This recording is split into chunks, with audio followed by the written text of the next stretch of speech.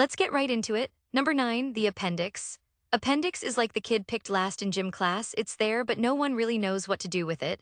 Back in the day, our ancestors were munching on leaves, bark, and whatever else they could find in the wild. In those days, the appendix might have helped them digest all that tough plant matter. But now that we've upgraded to pizza, ice cream, and all those delicious processed food, the appendix is just kind of twiddling its thumbs. In fact, the appendix is so useless that when it gets inflamed, doctors just yank it out and you can live a perfectly normal life without it. So what's the future looking like for the appends? Well, it's already on its way out. In some populations, up to 1 in 5 people are born without it. Imagine a future where no one has an appendix, no more midnight trips to the emergency room, no more scars from appendectomies, just a smooth, uninterrupted life free from the threat of a rogue organ. Number 8, toes. Now you might be thinking, hey, I use my toes to pick up socks from the floor and to look cool in flip-flops. But here's the thing, as humans, we're not really giving our toes the workout they used to get. Back in the day, our ancestors needed strong, grippy toes for climbing trees and chasing down their weekly groceries in the wild. But nowadays, the most action our toes see is when we stub them on the coffee table. So scientists think that, over a really, really long time, our toes might just get shorter and less useful. We're talking way into the future, so don't start throwing out your sneakers just yet. But with the way we walk and run, the big toe is doing most of the heavy lifting. And it's not just about not needing to swing from tree to tree anymore. Our fancy shoes are keeping our feet so cozy and supported, our little toes are getting lazier by the generation. So you will not see humans turning into toeless beings in your lifetime. But one day, way down the line, our descendants might look at pictures of our feet and wonder why we had all these mini fingers on our feet. Number 7, the Jacobson's organ. Did you know humans have a secret superpower? We can detect pheromones, well, sort of. We have this little organ in our nose called the Jacobson's organ. Its whole job is to detect pheromones, which are like the secret language of attraction in the animal kingdom. Now, before you get too excited, our Jacobson's organ is pretty much defunct. Imagine having a top-secret spy gadget, but the batteries are dead and the warranty expired a million years ago. That's basically what we're dealing with here. But back in the day, when our ancestors were still rocking the caveman look, this little organ was probably a pretty big deal. It might have helped them pick up on subtle scents that signaled things like, hey, I'm fertile, or back off, I'm angry. But as we evolved and got smarter, we started relying more on our other senses, like sight and hearing. We figured out that it's probably easier to just ask someone out on a date, rather than trying to sniff out their pheromones.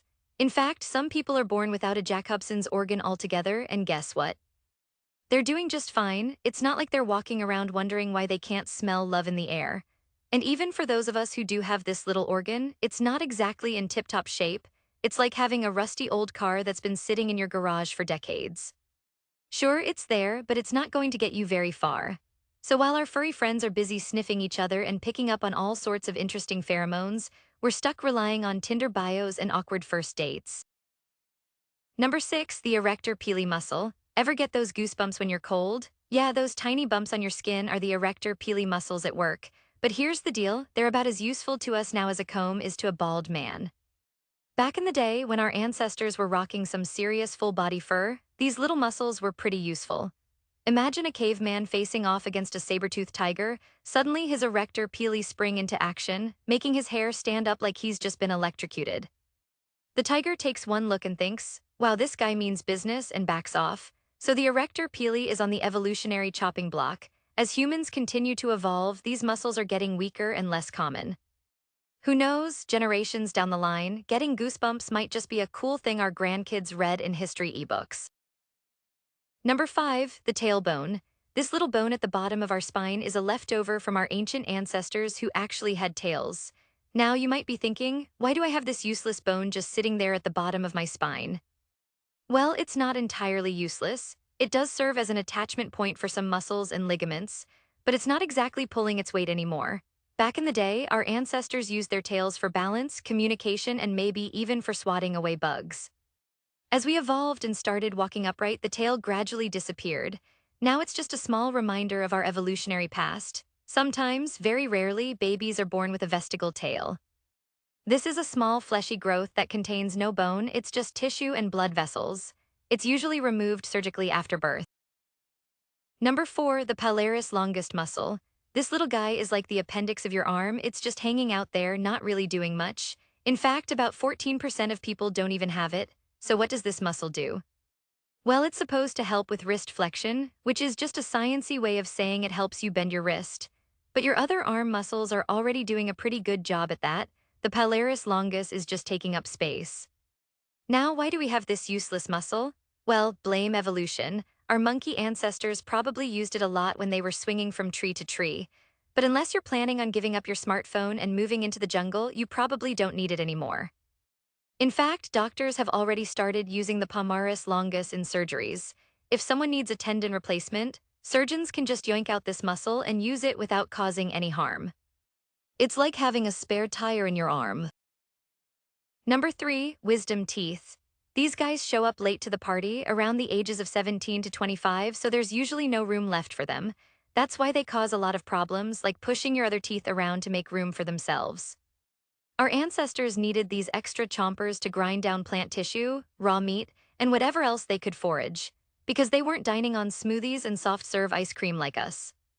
Plus, they were losing teeth faster than a hockey player, so having a few spares popping up in adulthood was pretty handy. But today our diets have gone through a major overhaul. We're cooking our food, cutting it into bite-sized pieces, and frankly, we're babying our teeth so much that we don't really need these evolutionary leftovers anymore. Our jaws have gotten smaller too because we're not spending all day chewing tough foods, which means there's even less room for our wisdom teeth. So these days, more and more people are being born without wisdom teeth. Number 2, the auric muscles. You know how some animals, like cats and dogs, can move their ears to listen for sounds? Well, humans have muscles for that too. They're called the auric muscles, and they're the reason why some people can wiggle their ears, but most of us can't actually use these muscles. Scientists think that our ancestors might have used these muscles to help them locate sounds in the wild, but as we evolved, we started relying more on our eyes and less on our ears. Now the ocular muscles are pretty much just vestigial, which is a fancy way of saying they're useless. So why do some people still have the ability to wiggle their ears? It could be genetic, or maybe they just practiced a lot in front of the mirror. In fact, there's even a world record for the fastest ear wiggler. A man named Alano Martin Beju from India can wiggle his ears an impressive 99 times in 30 seconds. That's faster than most people can blink. Number 1, the sinuses. So you know how we have these air-filled cavities in our skulls called sinuses? We're not entirely sure why we have them. Some scientists think they're there to humidify the air we breathe, like a built-in facial sauna. Others believe they make our skulls lighter, so we don't topple over from the weight of our big brains. And some of them believe they might play a role in our immune system by producing mucus to trap bacteria and other germs we breathe in. But for most of us, the only time we even think about our sinuses is when they get infected and cause us pain. So what's the evolutionary future of our sinuses? Well, some researchers think they might be slowly disappearing. In fact, a study found that people with smaller sinuses tend to have fewer sinus infections. But don't start celebrating just yet. Even if our sinuses do disappear, it's going to take a really long time. We're talking thousands and thousands of years. That's all for today. I'll be making similar videos in the future. Subscribe to see them.